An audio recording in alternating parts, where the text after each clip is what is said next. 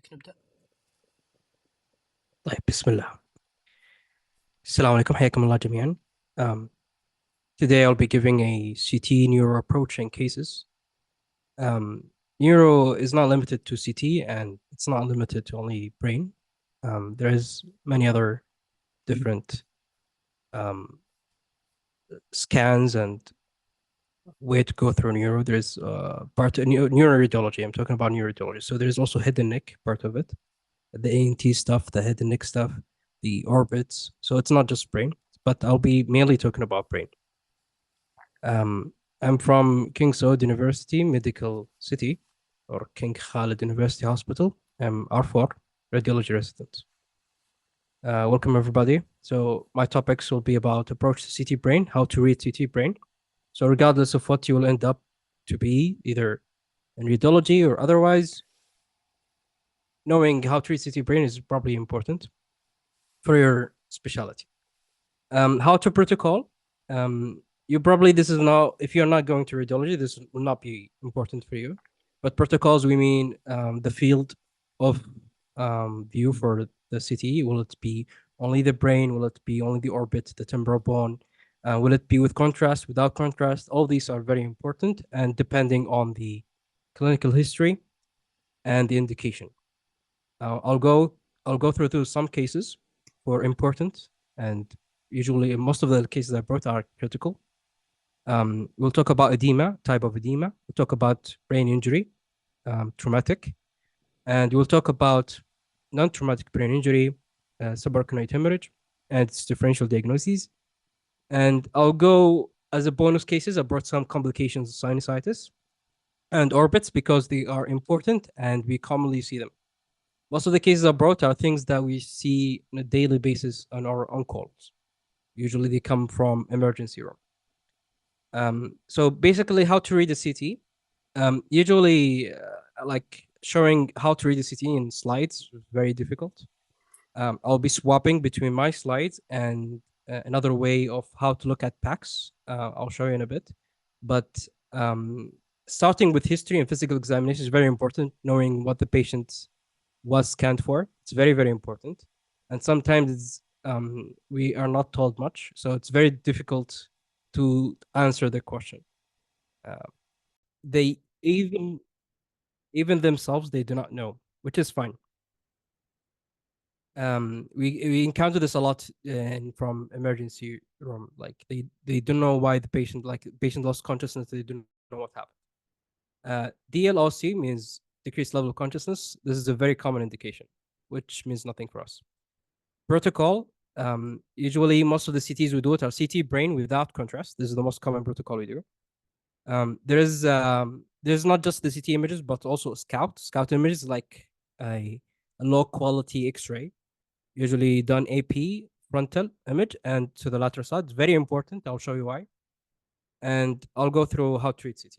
The way we report CT brain is different from how we read it. Usually, the report is not what we are like while I'm looking through the images, is not what I'm thinking when I'm reporting. It's a little bit different. And what to recommend and what's the next step is very important also to know. So I saw something abnormal in the CT brain. What to do next is very important to know. I'll talk about some recommendations during some of the cases. So we have different CT protocols in neuro. Again, these are mainly for brain. There are other like temporal bone, there's facial bone, there's paranasal sinuses, there's head and neck and spine in neuro. So, but I'll mainly focus about in brain because this is what I think is best for you. So the most common requested thing is plain CT brain without contrast. Sometimes in stroke cases, aneurysm, hemorrhage, any doubt of hemorrhage in general or stroke, we do CTA, so CT angiogram.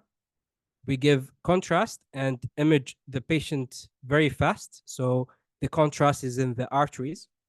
If we wait a little bit more and not image right away, the contrast will be veins. So this will be a CTV. If we wait even a little bit more, the contrast will go to the brain parenchyma and abnormal structures such as tumor, metastases.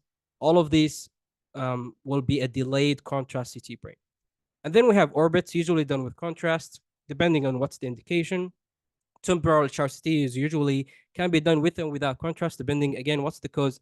CSF leak is a very common indication. We are looking for a bone defect. Usually, we do not need contrast.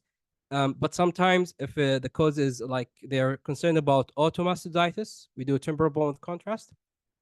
Facial bone usually for fractures. Paranasal sinuses usually without contrast, unless they're suspecting a tumor. Head and neck usually with contrast. I'll show you cases later for common cases. Very important to know. And spine can be done with neuroradiology or musculoskeletal radiology. I'm not going to talk about spine at all. So these are the scout images. So example A, I hope you can see my mouse. The image on the left side, you can see that the patient on the scout lateral side has his mouth open. And this is like a pathological open, like he's not intending to do it. And if you notice that on a scout, you can easily detect that the left condyle of the mandible is not in its location. Normal location is right here. I'm not sure if somebody can tell me if you can see the mouse or not. Hopefully you can. But the mandible where the arrow is, the mandibular condyle is dislocated. There's usually a tiny little bit of translation of the mandible condyle normally when you open the mouth, but this guy has his open mouth in an open mouth position, and he's stuck like that.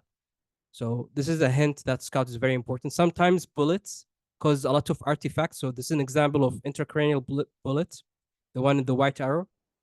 And sometimes pneumosyphilis, gas within the cranium, can be easily seen in scout. But when you look at it at the CT brain images, it can be artifactual. Look how, like, it's not very well demarcated. And if you look at the lower part of the image, the head and neck image, you see that a lot of artifact along the neck. So when you look at the scout, it's very clear, very obvious what's going on. So this is an example of a patient with a shotgun, and the bullet fragments went all over the place on the neck, and one of them embolized the right MCA. So in the scout images, this was very clear without much artifact. You can see all the billets in the neck, and the one with the arrow is in the cranium along at the level of the MCA. So scouts are very important. Another example of a scout, how important it is, sometimes the patient moves during the scan. The scan is very fast within a few seconds, but sometimes these patients are not intoxicated, or their GCS is not it's very low. So they're not able to remain still. So there's some motion artifacts. So all of these are motion artifacts. These are not true subluxation abnormalities. So it looks like the lower images at the level of the lumbar spine looks like there is translation of the vertebra. But in reality, if you look at the right side image, the scout image, the spine is fine. There is no translation. So scout is very important. If you're in doubt of movement, the patient has moved, you can look at the scout. So before you read any CT scan, make sure what is the indication. If there is in previous images, is this the first time the patient imaged? Everybody, I think, have heard about the emergencies, the 4 H's, which is hemorrhage or hypertensity, hypodensity, hydrocephalus, and herniation. These are the 4 main emergencies in CT brain. So hypodensity for edema in general, either cytotoxic or vasogenic edema, and then hyperdensity for blood, usually, and hydrocephalus for ventricular dilatation with active hydrocephalus, and herniation for brain herniation. All of these are emergencies, and if one of them is too much, it's my need to change from medical management to surgical management. So that's why these are emergencies. So we usually look for indication, try to answer it, and then we look in the whole scan to see if there is any incidentals, which is very common to see. There is different approaches. You can do inner to outer approach. If you have been taught before about an X-ray, how to read an X-ray, this is a very common approach used in all modalities: X-ray, CT, MR, inner to outer approach. You can do whatever you like as long as you go through the whole scan. or at least find your reason for why you did the scan. The patient is very sick. You got to your answer. Usually, as a radiologist, you have to look at everything, even yeah, like you go beyond the answer. Generally, there is a gray white matter. You wanna see the differentiation between them. There is subarachnoid spaces. There are cisterns. There are vessels, and there are ventricles you want to look at into. There's also the bone, the skull, the temporal bone, the mastoid. There are supratentorial and infratentorial structures, and I'll show you what I mean by tentorium and what are the supra and infratentorial structures.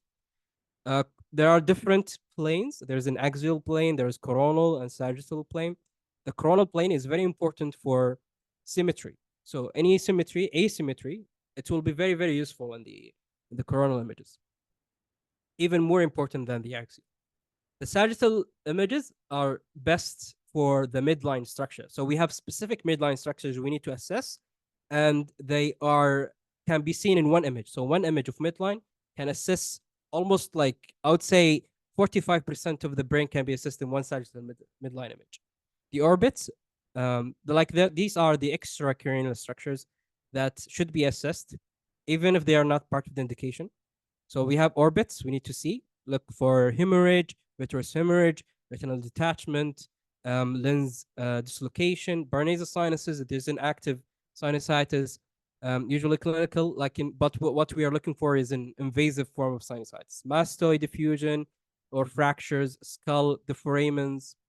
The skull foramens are very important. Usually not in emergency setting, but to answer patient long-term symptoms of some sort of usually cranial nerve palsies. Nasopharynx, usually partially imaged in the CT brain. It's very important to assess, probably usually as an incidental finding. Rosenmoller fossa is the first location where the nasopharynx tumor, nasopharynx carcinoma arises from. Sometimes you can see the parotid. Um, I'll show you in some of the images. So this is CT brain without contrast and axial images. Um, Again, the issue with showing you through a slide, I cannot change the window. It's very important to play around with the window to see. So because of the window is sit on brain window, this is the best window for brain. It shows you the brain structures very well. So I can differentiate very well between the gray matter and the white matter. So the white matter is darker than the gray matter. The gray matter is a little bit brighter because the white matter has a little bit more fat in it because of the myelin. So to think about densities in CT in general, if you have a glass of water and you put things in it, anything that dives down is hyperdense. If I have a metal and I put it in the glass of water, it will dive down, so it's going to be hyperdense. If I take a piece of bone, of a bony structure, and put it in a glass of water, it will dive down. That's why the bone is very bright. It's very dense. So that's why you say hyperdensity. And if I have fat and I put it in the glass of water, it will float.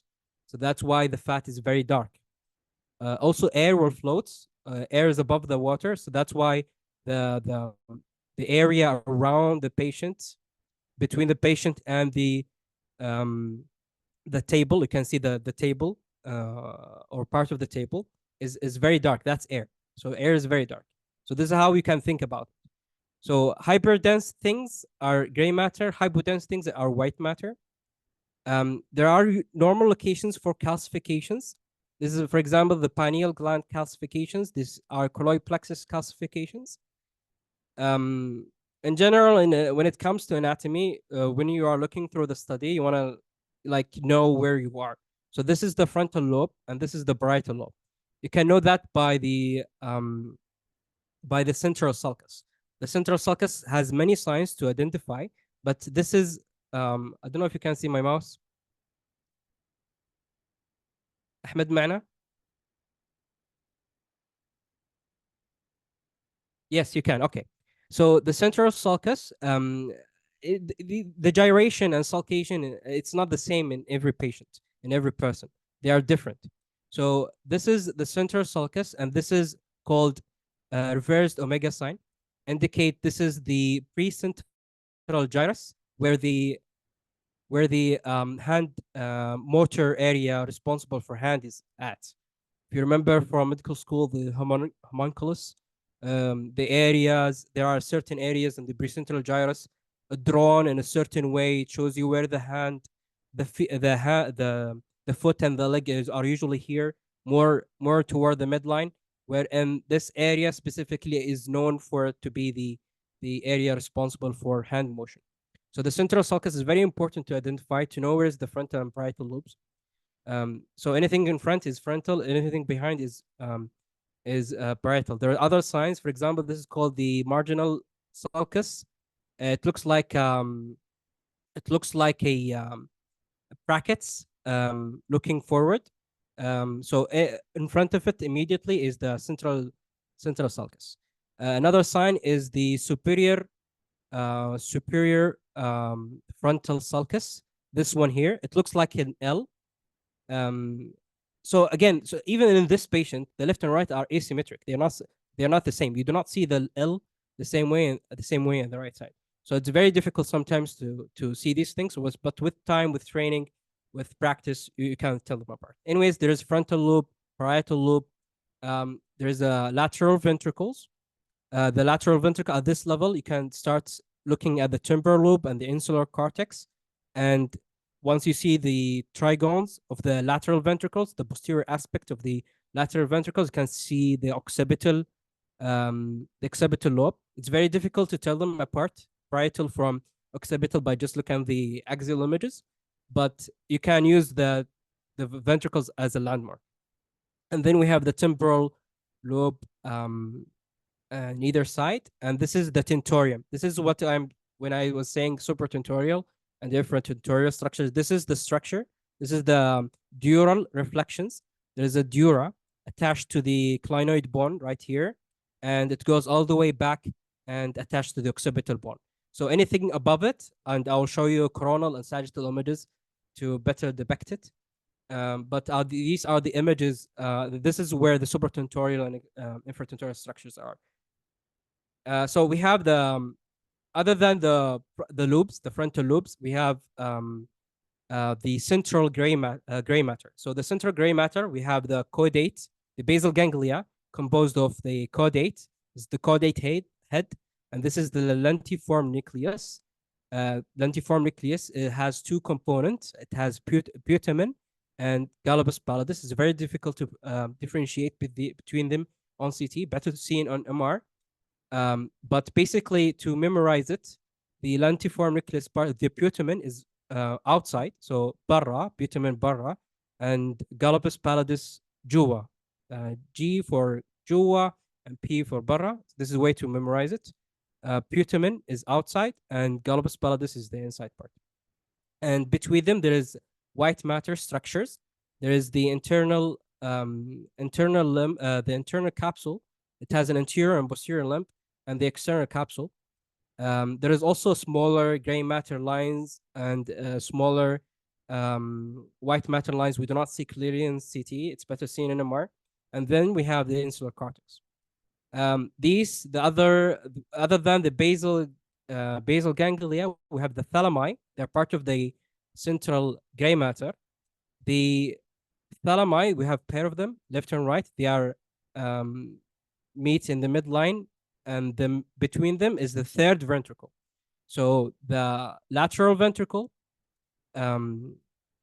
attached or communicate with the third ventricle through an area called foramen of Monro. This is a very important anatomical landmark, because tumors and any abnormalities happen in this area can cause hydrocephalus of the lateral ventricle.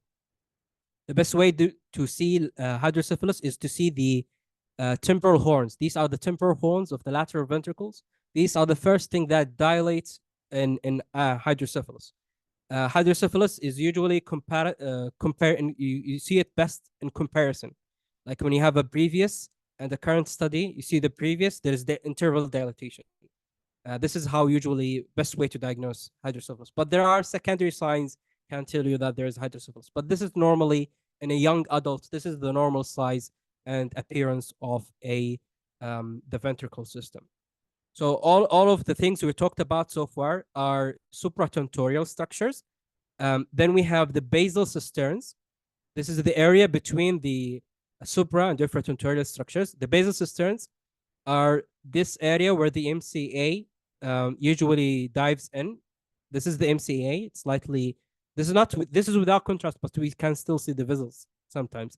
Usually because the patient is dehydrated or has some sort of hematological disorder such as polycythemia vera, or a recent contrast was done like 24 hours ago. But this study is without contrast. But it's a very nice study to show you that the MCA is dive through the basal cisterns into the Salvian fissure. The Salvian fissure is this subarachnoid space right here, um, seen between the frontal, parietal, and temporal lobes. So once we are done of the supratentorial structures, below the tentorium, we have we start seeing the midbrain part, the highest part of the brainstem. The third ventricle goes down and uh, communicate with the fourth ventricle through this small tiny hole right here, which is the Salvian, um, the cerebral aqueduct, or cerebral aqueduct. There's another name of it, I forgot for now. Then they have the fourth ventricle, and then we have a few canals here. Laterally, we have Lashka, and medially, we have Magendie into the foramen of Magnum, into the spine. The other structures we have, of the brainstem, we have the pons. The pons has a belly, so it has a big mass compared to the rest of the brainstem. It communicates with the cerebellum through the cerebellum, the middle cerebral peduncles, and it goes down into the medulla oblongata, into the spine. And then the cerebellum, we have two hemispheres, and the midline part is called the vermis. These names I'm trying to put emphasis on are important because some anomalies are associated with these names I'm trying to put emphasis on.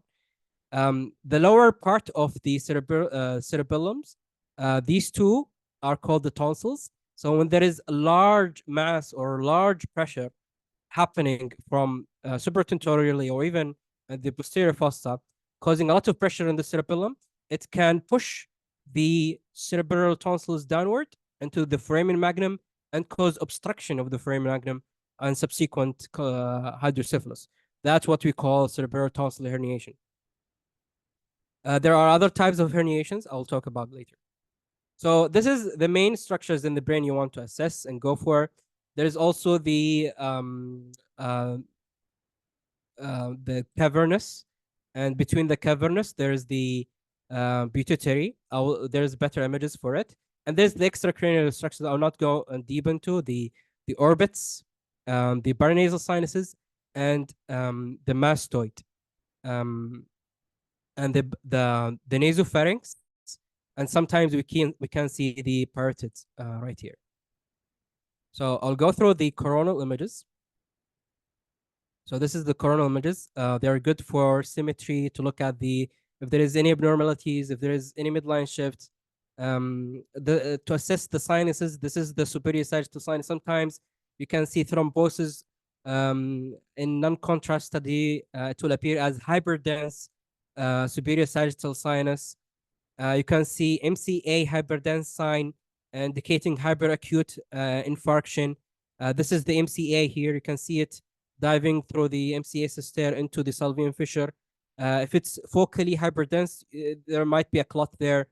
All of this you can confirm with a CT angio. So again, this is the lateral ventricles, the foramen of Monro, the third ventricle. The third ventricle dives into the Salvian fissure, into the through the brain midbrain, brainstem, and into the fourth ventricle. So this is the cerebellum. We have usually two hemispheres of the cerebellum, and the middle part is called the vermis again, and these are the tonsils. So this is another view. Okay, then we have the sagittal images. The midline structures I told you about earlier is probably the most important image So it shows you that if there is any abnormality, you probably can see it in this image. So first of all, it shows you that there is no cerebral tonsil herniation. The tonsils are good. This is the tonsil. This is not the tonsil. This is the vermis. Um, so it shows you that the ventricle is not dilated. This is the fourth ventricle. Looks like a tent, like a sideways tent. And then this is the salvian fissure. It communicates with the fourth with the third ventricle. This is the third ventricle, and this is the lateral ventricle. It's not a midline. It's slightly to left and right because that's why it's called a lateral ventricle. And then we have the brain stem. The brain stem composed from below to up. Start with this. We have the spinal cord, then the medulla oblongata, then the belly of the pons, so the pons, and then we have the midbrain, and these are called the mammillary bodies. This is part of the we have here the hypothalamus. This is the thalamus, and under it we have the hypothalamus. And from the hypothalamus, there is the pituitary stalk, and this is the pituitary right here. This is the sella turcica. If there is a macroadenoma, it will be right here. Okay. And then generally you can see the sinuses here. Even without contrast, sometimes they can be obvious. The superior sagittal sinus, the straight sinus, the inferior sagittal sinus, and the ganovalon and the deep venous system. This area, part of the frontal lobe, is very important because any traumatic injury, usually because it's close proximity to these indentation, these bony indentation, any traumatic injury, it can cause contusions right here. So this sagittal image is it can help you a lot. This structure here of white matter communicate the right hemisphere with the left hemisphere is the corpus callosum. Corpus callosum has multiple parts. It has the genu, the rostrum, the body, and the splenium. It's usually the thinnest part, the bulkiest part is the splenium. It helps you to know if there is an infarction, an old insult, a prior surgical history, by knowing the how much volume it has lost. And so if it lost volume more anteriorly, that you'll know that there's an infarction in this area in the frontal lobe. So this is the main structures. This again, this calcified part is the pineal gland, and it's in the quadrigeminal cistern. All right. So usually we do not just look at CT this way. Hopefully you can see this. Yeah. So usually in any station, you can change the window. Changing the window is very, very important. So I did not go through the bone, for example, because I did not change the window. So changing the window is very important. Otherwise, all you see is this hyperdense. This is not a very good window to assess the bone. So at any station, you can change it. So you can see that the bone has a cortex, an outer and inner cortex, and a middle medulla. So if there is a fracture, you would not be able to see without this window. So this is called the bone window. And the bone window can assess the mastoid, air cells. You can see they are well aerated. It contains air. This is a good thing. And you can see the middle ear structures. This is the ossicles. This is the uncus and the medulla, the malleolus. So you can see, so without adjusting, my point here is if you do not adjust the window, you will not be able to see these structures. The basal, the foramens, we mentioned the foramens, the skull foramens, there are a lot of foramens. For example, here is the foramen foramen ovale. There is important structures, usually mainly the cranial nerves passing through them. So when they are widened or abnormally shaped or destructed, indicate there is a tumor there. When they are look very nice, well defined, like in this image example, it means that it's fine. They are okay. So this is part of our investigation. If you can think about it like when you take a history, physical examination from a patient, at the end you have the review, the summary or the review of the symptoms at the end. So basically, this is what we do. After we answer the question, we go and look into other things to make sure there's no other abnormalities. Usually, if there's a so later I will talk about epidural and subdural hematomas, and usually epidural does not cross the suture. When we say suture, we mean these suture right here. So this is an example of the coronal sutures. These are called the coronal sutures, and these are the lambdoid suture at the occipital bone. And there's a midline suture, AP anterior posterior. This one here is called the sagittal suture. So these are the sutures when you say they have to cross the midline or not. Cross the suture or not. These are the suture we're talking about. So I'll show you examples later of epidural and subdural hematomas. So I'll go back to the slides. So we are done with the main bulk of the which is the approach, how to approach a CT brain, how to look into it, how do I look into it. But again, as long as you have a systematic way to look through the whole thing and be able to see the whole brain and its other visualized structures, the orbits, the visualized nasopharynx, as long as I have a systemic way to look at into it all, it will help you a lot to not miss anything. So cases, there's different types of edema in the brain happens. They are usually happens because of a breakage in the blood-brain barrier or happen because of ATP, dependent sodium potassium membrane pumps injury. So injury to this pump can cause cytotoxic edema. Blood-brain barrier breakage will cause vasogenic edema. Cytotoxic edema usually happens in infarctions, ischemia, and infarctions of the brain. And vasogenic edema can happen with anything, including infarctions. Venous infarction actually starts with a vasogenic edema. So vasogenic edema is very common compared to cytotoxic edema. It also can happen with infections and tumors. There's also another type of edema, which is the one happens with hydrocephalus called preventricular edema. The preventricular edema is the theory behind this is thought that the CSF starts seeping into the white matter because of the significant pressure buildup within the ventricles. So it's like the CSF trying to run into the white matter because it has no place within the ventricles. So this is an example of the cytotoxic edema where the gray-white matter differentiation is lost compared to the right side and the other side. The gray matter is, you can very well differentiate the gray matter, the white stuff, from the darker stuff, the white matter. Here, it's look all edematous, but not as edematous or like as dark as the CSF. So this is an edema. And cytotoxic edema, usually finger-like projections. It spares the gray-white matter, spares the gray matter. So you can, when there is a vasogenic edema, you can see the gray matter even better than when there is not. So both of them can cause mass effect. That's how you know that there is an edema. The sulci here will be effaced, same as in the vasogenic edema. Both of them can cause. So this is the other type of edema, is the periventricular edema, happens in hydrocephalus. So this patient has dilated ventricles and periventricular hypodensities seen along the anterior ventricles and the posterior part of the ventricles. And there's also effacement of the sulci.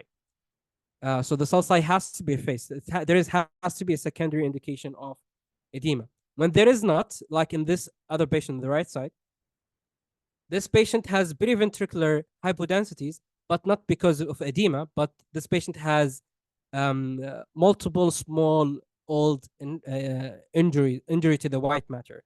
We usually call it chronic small vessel disease or chronic macroangiopathic changes. It has risk factors like diabetes, hypertension, etc. But the most important thing that the ventricle might be dilated, look like dilated, but the sulci are not effaced. So this indicates that this is not active hydrocephalus, or this is not hydrocephalus. This is just dilated ventricle due to volume loss. So this patient is an elderly, most likely, and that's why he has this appearance. This is a very common mistake. There are people who can mistake this for an active hydrocephalus. The edema can be combined and usually seen in severe hypoxemia. Usually patient post-cardiac arrest, patient drowning patients. It has a very bad prognosis, high morbidity and high mortality. This is how it looks like. It will look like there is a subarachnoid hemorrhage, but in reality, there is no subarachnoid hemorrhage. It's because there is a lot of edema and there's a lot of effacement of the subarachnoid spaces. The vessels in there are congested, so it looks like there is some sort of increased density, but it's just relative. It's not true increased density. If we bring in ROI and read the density here, it will be something less than a blood. Blood has a certain density. So all of these are examples for diffuse brain edema.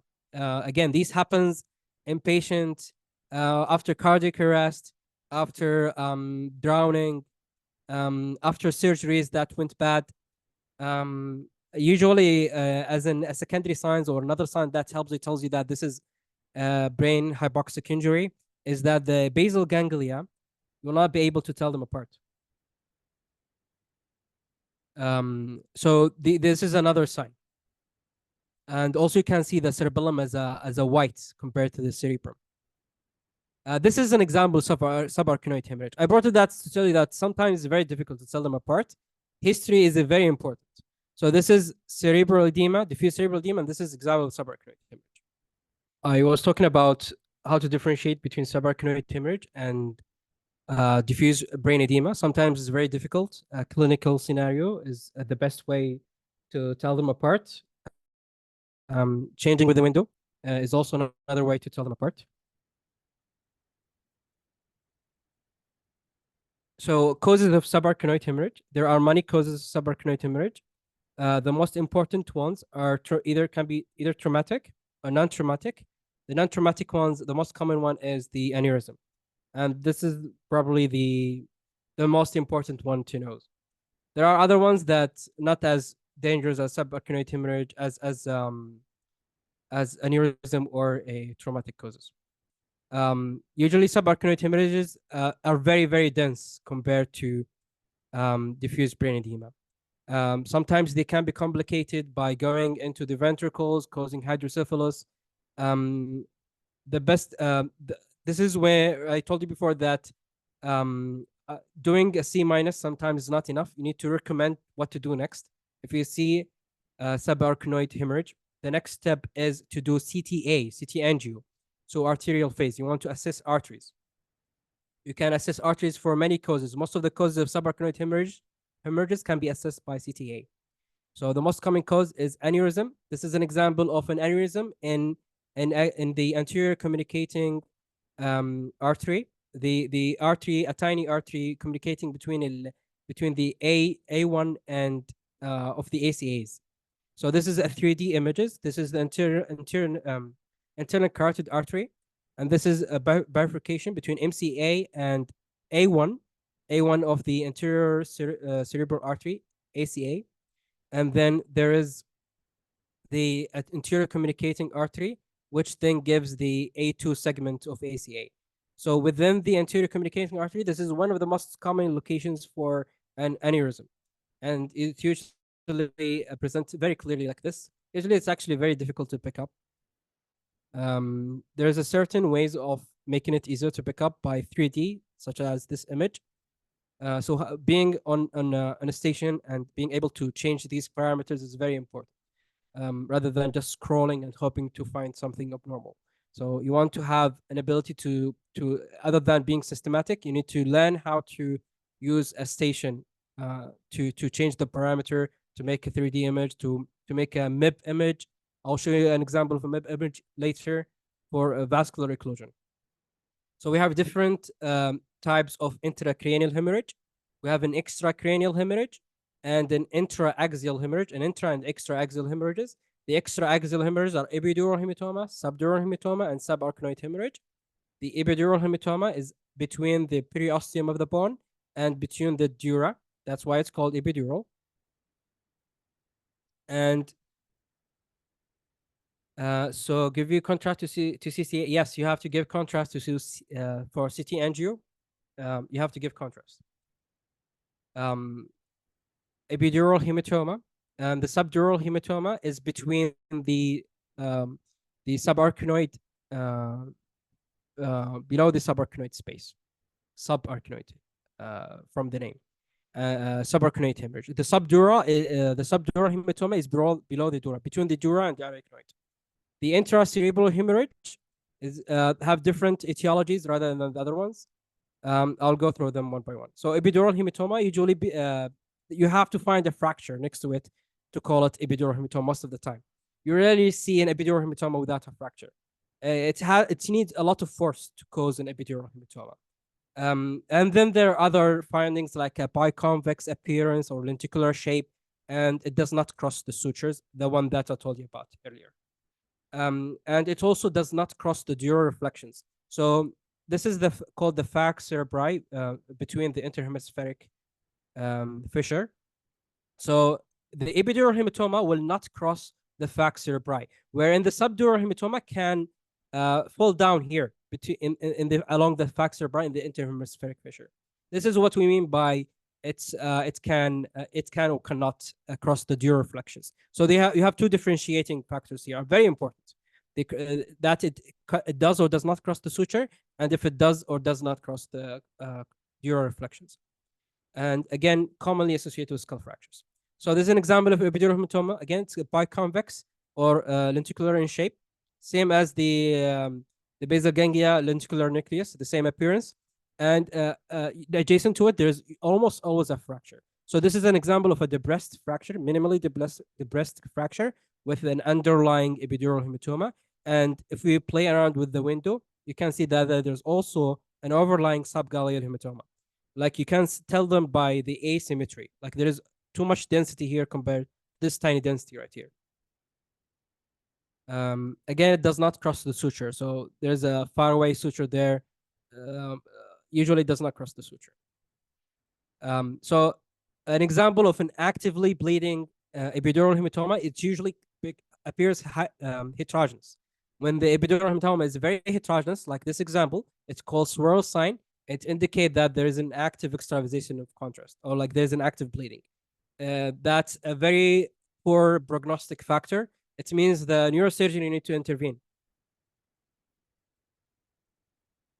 In case of diagnosing hemorrhage, we do not need contrast to diagnose hemorrhage. Skull fractures, but you need what you need the contrast for is to tell why there is a why. If you do not know why there is a hemorrhage, for example, a patient came with subarachnoid hemorrhage and you do not know why, you need to give contrast to tell why there is a subarachnoid hemorrhage, but you do not need it to tell that there is a subarachnoid hemorrhage. The causes that causes subarachnoid hemorrhage, you need CTA for. But you do not need, for a epidural hematoma patient came with a trauma, you do not need CTA. You do not need contrast. Skull fractures. Again, sometimes it's very difficult to differentiate between a suture and a fracture line. I'll show you quick. Usually they are, I'll show you an image example is better. So you see that there is the skull, it has a cortex, this dense part, an inner and outer part, and it has between them a medulla. The medulla is the lucent part, the darker part. So when there is a fracture, it will be lucent all the way, including through the medulla. Where in a suture line, this is a suture, is zigzaggy, it appears zigzaggy, it's not a straight line. And the medulla, which is a better way to tell them apart, the medulla is sclerotic. It's white. It's a whiter. So this is a very important way to differentiate between even in anywhere in the body, even in the musculoskeletal system, the extremities, to tell the suture from a fracture. You can tell them apart that way. And also, usually there is edema and swelling. So this is an occipital fracture, and this is a suture, a lambdoid suture. Another way to tell them apart is a more zoomed image. You can see that there is a sclerotic margin compared to a fracture. There is no sclerotic margin, especially along the medulla part of the skull. And you can see that there is a big subgaleal hematoma right here.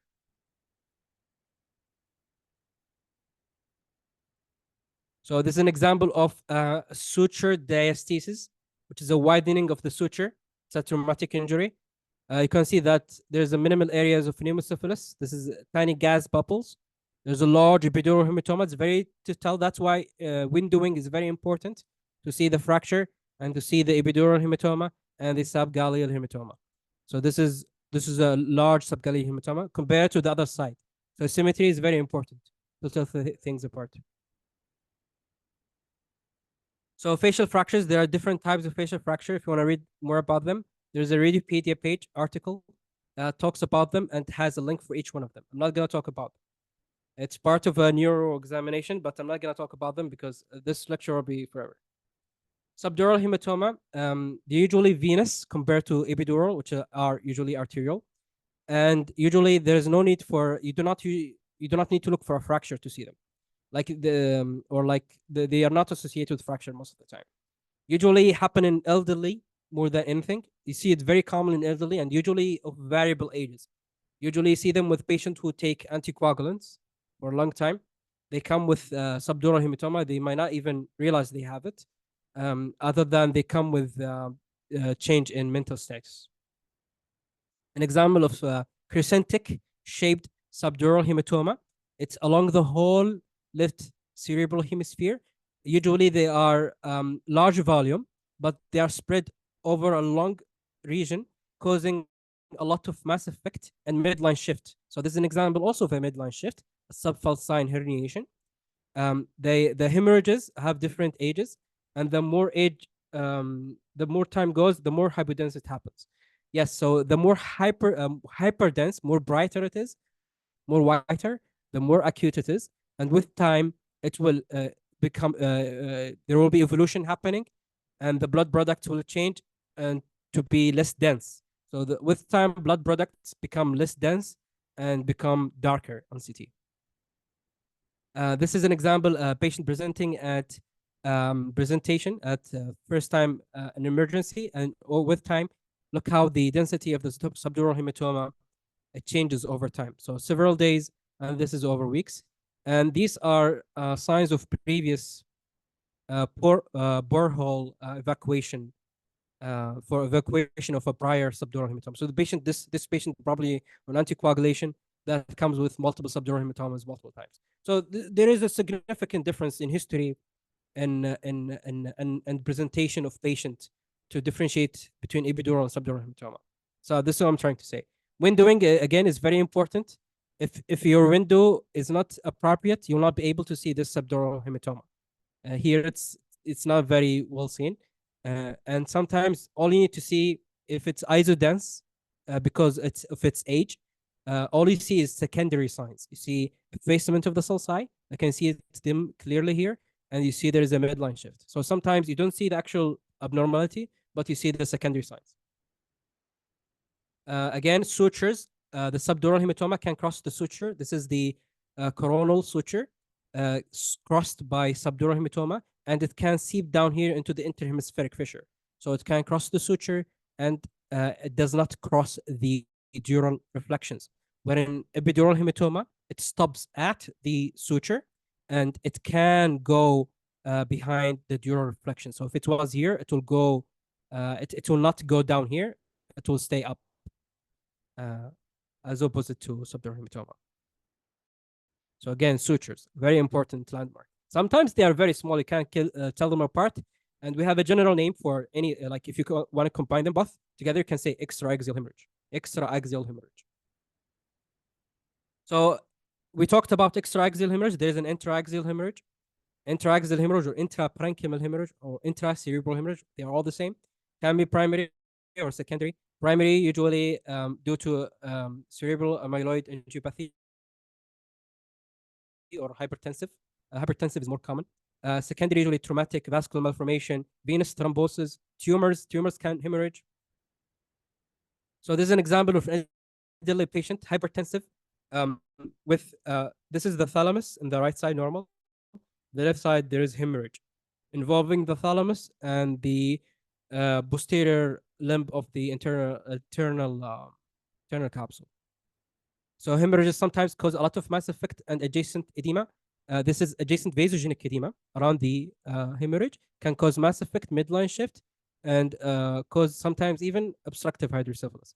The most common location for hypertensive related intraparenchymal hemorrhage is within the putamen. This is a bad hemorrhage with active extravasation, same as the epidural hematoma. Sometimes it has swirly sign or like very heterogeneous appearance, indicating that it is actively extravasating. Sometimes it seep into the ventricle. This is after they gave contrast here. Sometimes they don't know what is causing this large bleed, so they have to give contrast. And this turned out that there is an extravasation of contrast. This is the same dot, this hypodense is extravasating contrast because it's actively bleeding. And when the follow up, so this is zoomed image, and the follow up, it increased significantly. And it became more hyperdense, more bright, more white because of the contrast, because it was actively bleeding. Stroke types, we have venous and arterial. These are different territories of arterial. I recommend you going through them. I'm not going to go through them. Even the veins have certain locations. So when there is a venous thrombosis in the superior sagittal sinus, there is an expected location to where to find the venous infarction to be. It will not be random anywhere in the brain. It will be a certain location. Hemorrhagic infarction, sometimes the infarction itself can begin as a hemorrhage, or it can be complicated from an arterial ischemia or a venous ischemia, and then it transform into a hemorrhage usually due to treatment. So what is the goal in acute setting for CT brain? And the patient came acutely for a stroke, to rule out hemorrhage, to make sure that there is no hemorrhage, because if there is hemorrhage, they will not give thrombolysis. Number two is to look for early feature of ischemia. When you see bad ischemia, large ischemia, hypodense ischemia, this is already like a very bad prognosis for a patient, and probably they will not give treatment because it's more likely to bleed. Other extracranial pathologies that mimic stroke. So sometimes there are tumors that can mimic stroke. So timeline, these are very variable from radiology, from neurology, but generally, whenever we talk about ischemia, we either say acute, subacute, or subacute chronic. We rarely say there is an acute ischemia, unless it's very obvious with the patient presentation. The first few hours, these are what we see. Usually hyperdense, I'll show you images. So this is a hyperdense MCA sign. It becomes very hyperdense. Again, playing around with the window is very important to see this. But be careful of what can mimic this. Dehydrated elderly patient, diffuse. When you see it diffuse like this is not true thrombosis. This is just very dense blood due to dehydration, polycythemia vera. Polycythemia vera can also do this. Patient with a sickle cell. So there are different ways of that can mimic hyperdense sign. Again, these are the causes for hyperdense, elevated hematocrit, polycythemia vera, and severe dehydration. There's an example of a hyperacute ischemia. It's very, look, this is how difficult it is to see. So this is the normal side. You can see the gray matter here is well seen compared to the white matter, but here it's kind of lost. Nobody can pick this up or while they're scrolling through the images. They will have to know where is the weaknesses, where is the symptoms are at. Also, the basal ganglia or this area here is not the same as this area here. So with time, you can see that start evolving, start progressing. So the whole thing now is more hypodense, and there is the sulci is more effaced compared to the right side. So the right side, there is a sulcus here, there's a sulcus here. You can't see it here anymore. So these are all secondary signs of cytotoxic edema. So with time, it can progress to a full-blown core infarction. And look how the volume loss happens. The ventricle was very small here, and when the infarction happens, because of volume loss, the ventricle dilates. It's called vasodilatation. So when there is like a chronic infarction, you will see volume loss. So another hyperacute infarction in the left MCA territory involving the insular cortex and the temporal lobe. This is the normal side. You can tell them apart. less involvement of the basal ganglia right here, and then with time you can see that it evolve and become very hypodense. Sometimes there is this tiny hyperdensities might indicate that patient given treatment, and these are tiny small hemorrhages called petechial hemorrhage. They do not stop treatment for this. How to differentiate, by the way, chronic hemorrhage and infarction? Hemorrhage is usually extracranial, outside the brain parenchyma, and hemorrhage intraparenchymal. Like you mean if there is stroke, if it's hemorrhagic stroke, it's hemorrhagic stroke. It will look the same. But usually hemorrhage is not territorial. Um, so these are different appearances for different ages. So how it look like in 72 hours, and in chronic infarction, usually we call it encephalomalacia, how it's become very, very dense, and there is vasodilatation of the ventricle, enlargement of the ventricle. It's very, very hypodense. It's the same density as CSF, and loss of mass effect. This is very important because if you do not see this, you have to follow up. And if you do not see this, you should be worried that this is not an infarction. There is an underlying mass, and this will indicate to do an MRI.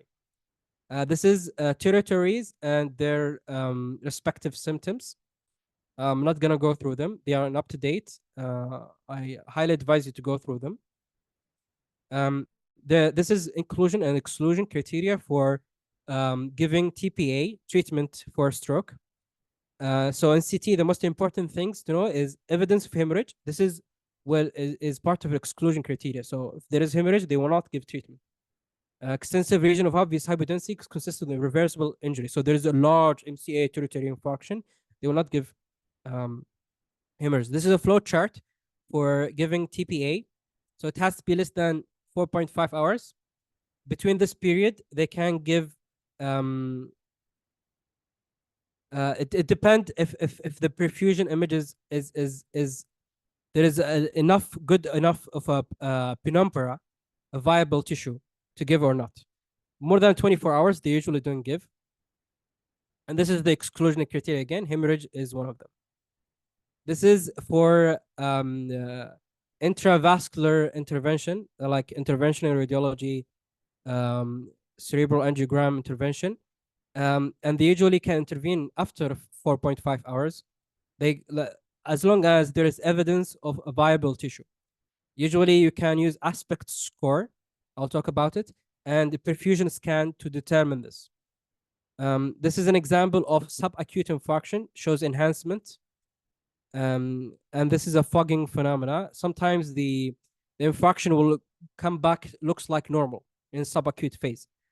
Don't worry about this. This is how it look later. So this infarction looked normal here, gave contrast, it enhances, but then it became like this, like a chronic infarction. So this is subacute phase. What I'm trying to say is it can enhance. Don't confuse this with tumor or with an infection. Infarction in the subacute phase can enhance after giving contrast. This is an example of, again, fogging phenomena. If you look at this region here, if you give contrast, this is an MRI with contrast. It enhances.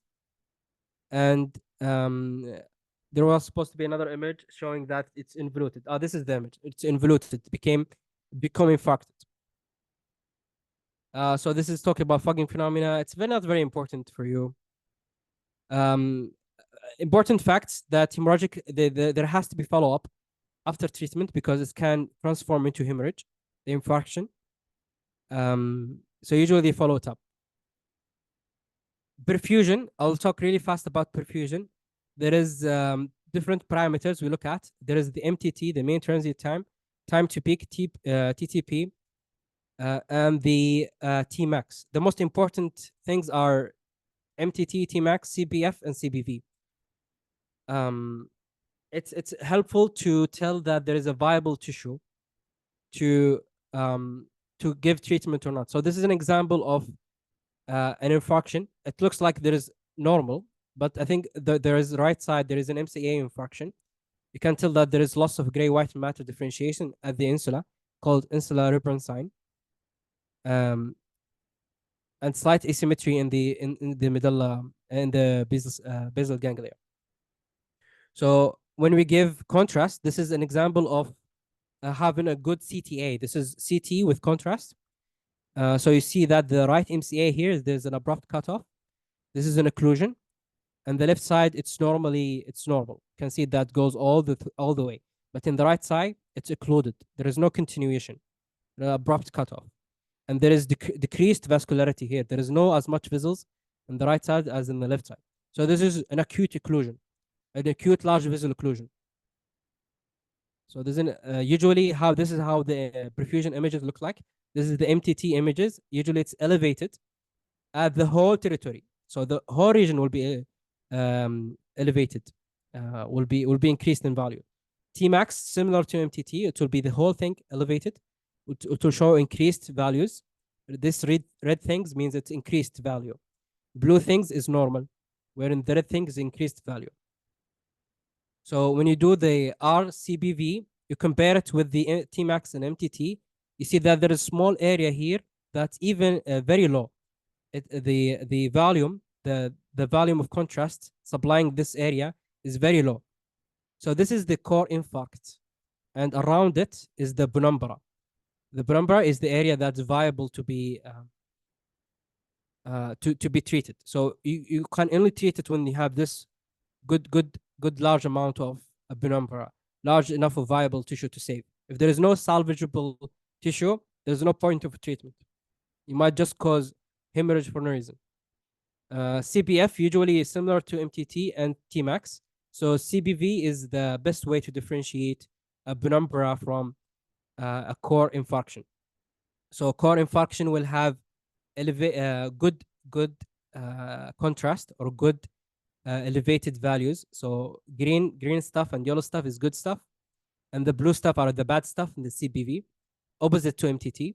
MTT, the yellow stuff are the bad stuff. So all the red stuff here, this is the whole territory, right MCA territory. All of it has ischemia, but the core infarction is only in this small area. Hopefully that clarifies.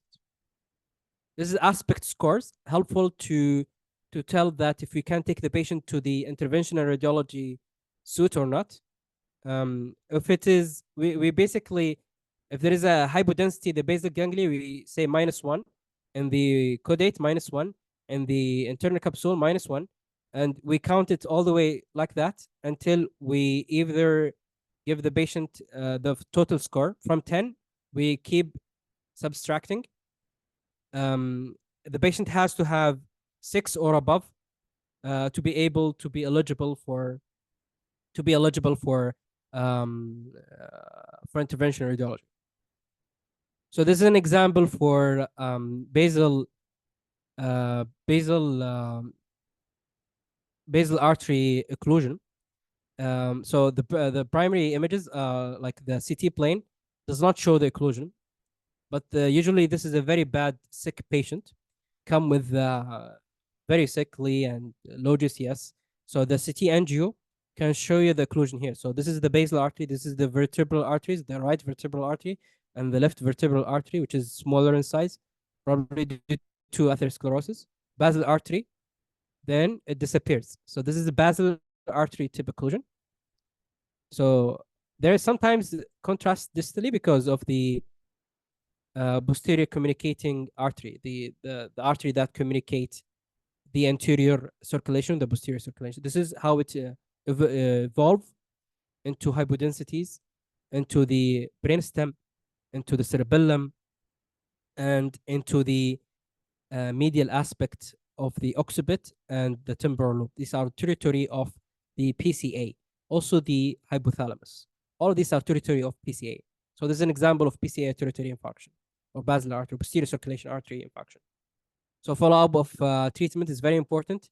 Usually they want to ask about hemorrhage, if it is large hemorrhage, to stop treatment or not. We either call it a petechial hemorrhage or large hemorrhage. They need to stop treatment. This is an example of large hemorrhage. They need to stop treatment. And this is example of a petechial hemorrhage. Very small, tiny, scattered areas of hyperdensities. This is petechial hemorrhage. This is in the background of a large right MCA territory infarction, which is slightly improving properly because you can still see gray matter here. So treatment is very good in this patient.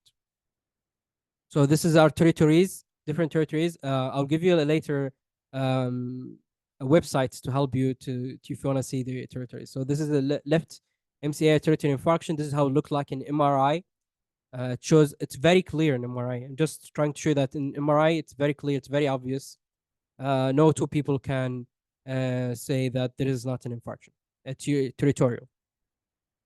There are something called watershed infarction. It's an infarction between two territories. This is MCA, ACA territory. This is MCA territory. Between them, sometimes there is a watershed infarction. It happens in certain people, usually people with sickle cell, people with cardiac anomalies, like endocarditis, people with um, like it's very not common. It's very rare. There is two different types. There is a superficial one and the deep one. Secular usually come with the deeper one.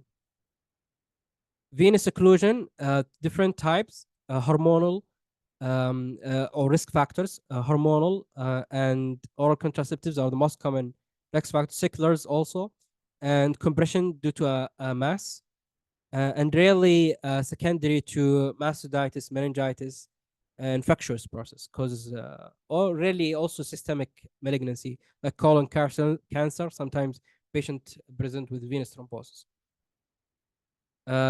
So this is usually we need contrast for this to see venous thrombosis, but rarely you can see it without contrast. It usually appears hyperdense. And again, the venous system has territories. So these are territories of venous system. This is the internal cerebral veins, and this is vena flappy. It's part of the transverse vein, and this is the superior sagittal sinus, expected area of infarction if there is thrombosis. This is how it looks like without contrast.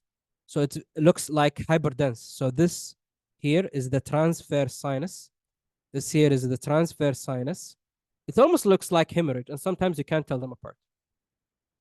So it will be very hyperdense and distended. The sinus will be distended. So this is without contrast, venous thrombosis. You have to confirm, you give contrast. You give contrast, you see that there is occlusion of the straight sinus. Usually the straight sinus here is opacified with contrast, like the superior sagittal sinus here. So this is, all of these are veins. So this is the superior sagittal sinus here, well opacified with contrast. But when you come here, look how it's dark. So this is not well opacification. This is a very bad opacification, indicating that there is thrombosis. And without contrast, it appears hyperdense. So you can use them both together to combine them together to even increase your sensitivity and specificity. So this is an example of hyperdense internal cerebral veins. These veins here are dense, along with the vein of Galen and straight sinus, and consequently complicated by basal ganglia and thalami ischemia, venous ischemia. So with time, this ischemia will develop into hemorrhage. So venous ischemia, without treatment, it can develop into hemorrhage, unlike arterial. So this is an example of deep veins thrombosis complicated by thalamic venous infarction and hemorrhage. And this is how venous thrombosis usually happen. So even they usually give treatment even if there is hemorrhage, because it is venous hemorrhage, not arterial, not as bad, not as dangerous. Another example of hyperdense sinus. When we give contrast, it's thrombosed. So the whole superior sagittal sinus is thrombosed. I'll show you an earlier image of a well opacified superior sagittal sinus. Here it's all thrombosed, including the straight sinus. So again, superior sagittal sinus, the straight sinus, vein of Galen, and the inferior sagittal sinus, all thrombosed. This is how it looked like in MRI. Very bad images in MRI. CTV is better. And this is how the venous ischemia involving the internal cerebral veins look like. This is variant anatomy. If you don't need to know this, it's very advanced. There's an example of cavernous sinus. We're about to finish. These are bonus cases. These are very rare cases. This is a case of cavernous sinus thrombosis secondary to sinusitis and the sphenoid sinus. We hear about it a lot in medical school, but it's very rare, extremely rare. Brain herniation, we have different types of brain herniation, usually because of a mass effect from an epidural hematoma or other causes tumors. We have subfalcine. Important point is that it can cause compression on the internal and anterior cerebral artery, ACA, and subsequent infarction in the ACA territory. The ankle herniation, it can compress the BCA and cause BCA infarction. The tonsillar herniation can compress the foramen magnum and cause hydrocephalus. We have also ascending and descending transtentorial can cause hemorrhage in the pons because it cuts the basilar artery perforating arteries. There's also another type of extracranial herniation, usually post-surgical. Subfalcine again. Ankle herniation, the uncus, which is part of the temporal loop, herniate through the dural attachment to the tentorium. Ankle herniation or transtentorial. So this is an example of transtentorial. If you see the cerebellum here, it's very swollen, and it went up and compressing the fourth ventricle, compressing the pons, the brainstem, and going upward. This is ascending transtentorial, and it compresses the basilar artery. The basilar artery here is compressed, and its perforating arteries are affected with subsequent hemorrhage within the cerebellum. This is a complication, a non-complication of ascending transtentorial herniation called Durette hemorrhage.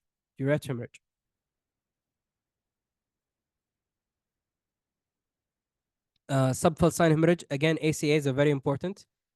PCAs are involved in ankle herniation. Subfalcine, so the example of subfalcine ankle herniation. So it's compressing the brainstem here, subfalcine. Ankle herniation. And this is a complication of ACA territory infarction because of the subfalcine hernia. And this is a PCA territory infarction because of the ankle herniation happened here. So this is a large subfalcine herniation. Probably there is also an ankle herniation. There's a lot of mass effect because of this large subdural hematoma.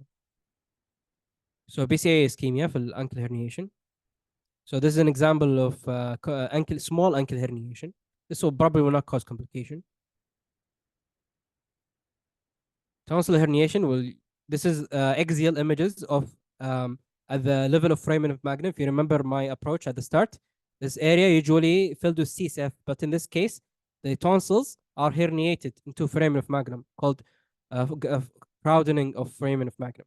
So this is tonsil herniation. This is how it looked like in the sagittal images. The tonsils of the cerebellum are herniated inferiorly and causing crowding of the foramen of magnum, foramen magnum. This is hydrocephalus,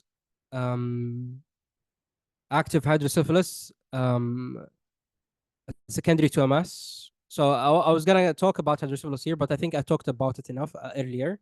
So I'm gonna skip through this.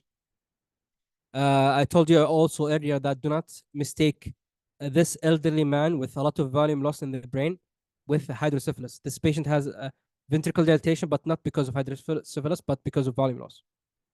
This is contusions secondary to trauma, usually happen in this area. There are certain areas of when a trauma happens, there are certain areas where the contusions, the brain contusions happen.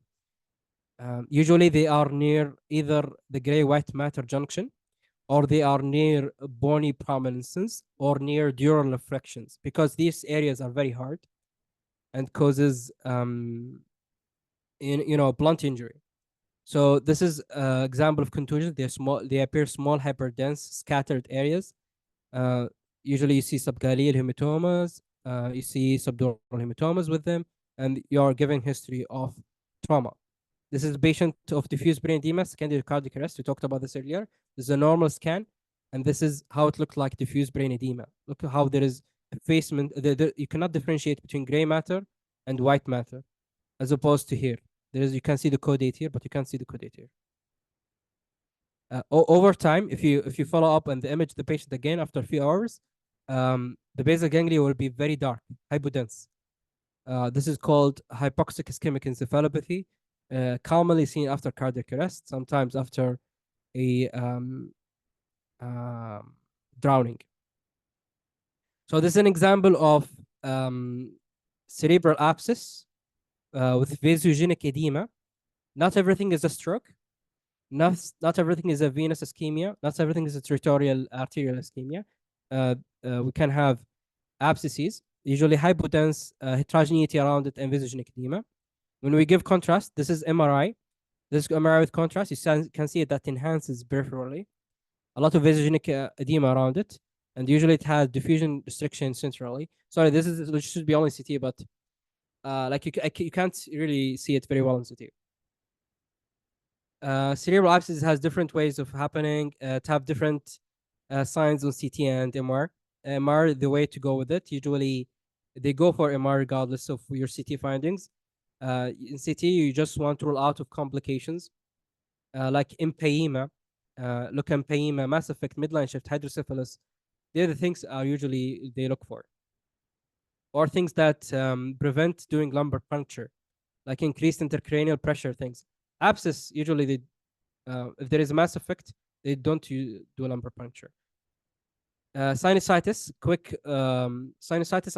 Sinusitis itself is fine, but complication of sinusitis is what's worrisome. It can cause abscesses within the brain. It can cause venous thrombosis, meningitis, empyema, and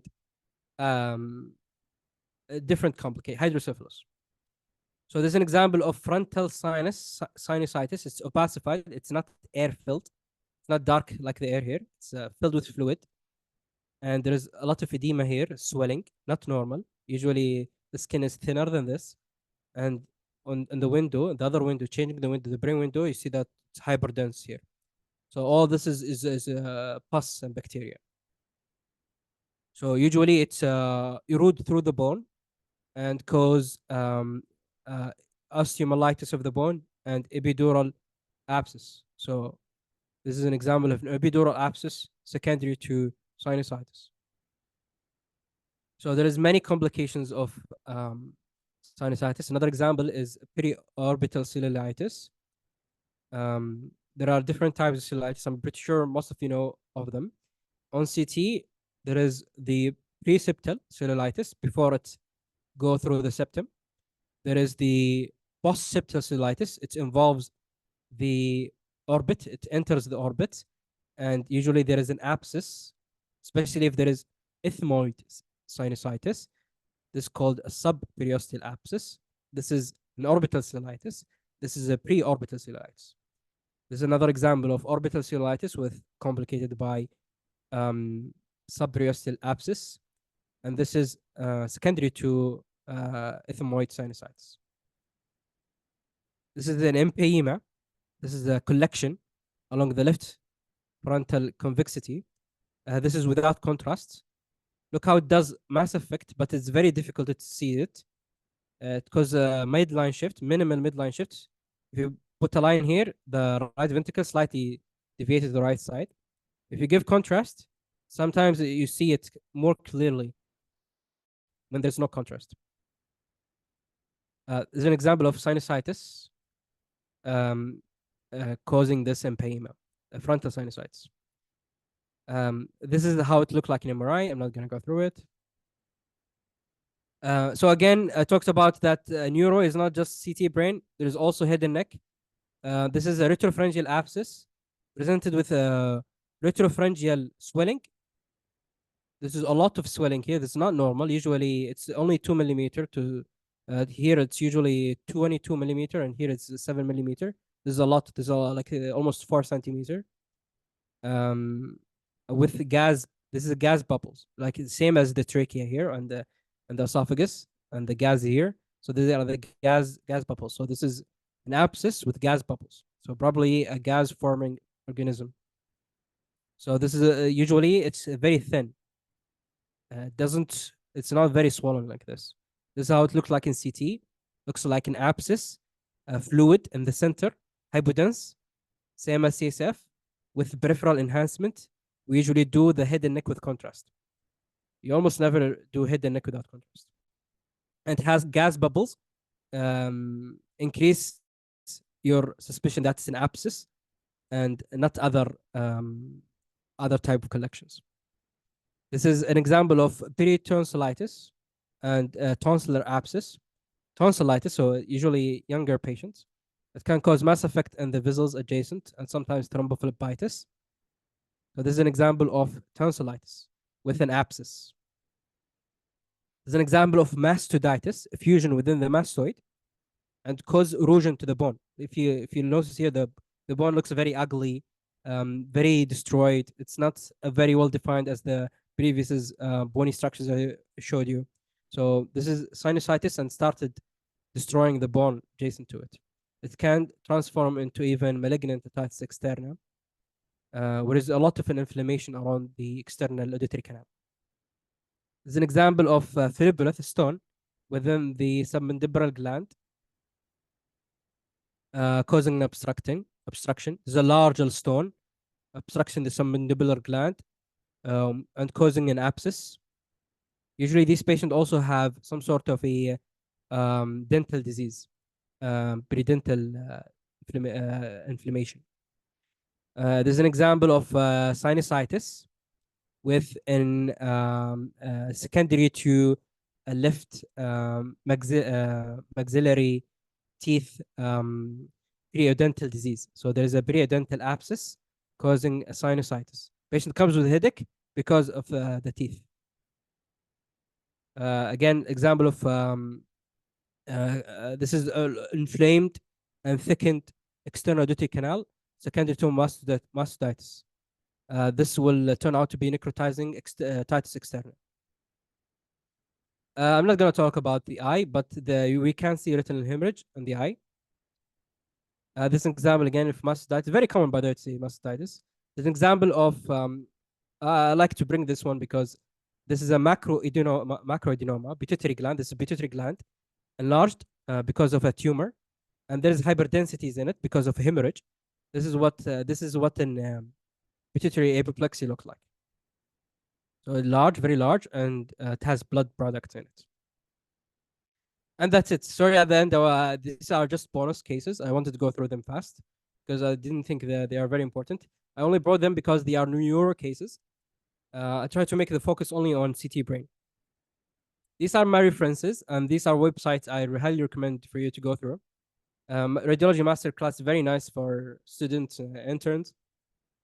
These are the books I used. StatDX website, like up to date for radiologists. Radiopedia is just a Wikipedia for radiology. Radiology Assistant has an articles, very nice explanation, especially if you want to start with an X-ray, simple chest X-ray. Radiology Assistant, very nice. If you can still see my screen, these are article on Radiopedia for windowing in CT. Show you brain window, subdural window, stroke window, temporal bone window. These numbers, you can type them down in a station. This is how Radiology Assistant look. It has many articles, very nice. Highly recommend going the chest X-ray one, the basic interpretation X-ray as a start. Radiopedia has many cases and playlists you can go through and learn from. This website is very nice. It shows you cases and you can scroll in and go through the case. So for example, this case, you can open it and scroll through it and you can look at it yourself and then look at the findings later. So if you want extra learning, this is nice, learningabdominal.com. Yeah, so that's it. Thank you very much. If you have any questions, I'll be here for 5 minutes. Otherwise, you're welcome and you're welcome to go.